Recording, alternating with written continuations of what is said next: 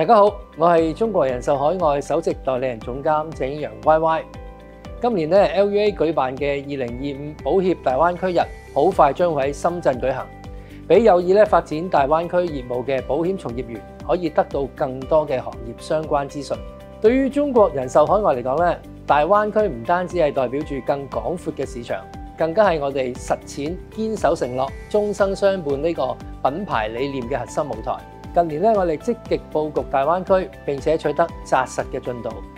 今年7月，我哋正式推出全新服務品牌 Enrich 盈家，整合跨境養老、健康、財富、教育、生活5大領域，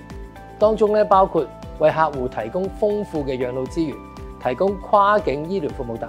致力打造大灣區互聯互通。而理財顧問喺大灣區嘅業務發展擔當住非常重要嘅角色。公司特別舉辦大灣區養老社區參訪團，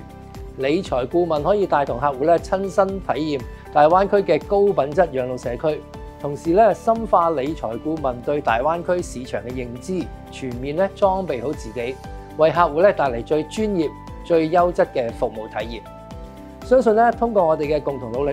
必定能夠為灣區嘅居民帶嚟更溫暖嘅守候，為社會注入強勁嘅活力。中國人壽海外全力支持2025保協大灣區日，喺11月27日，我哋約定深圳見。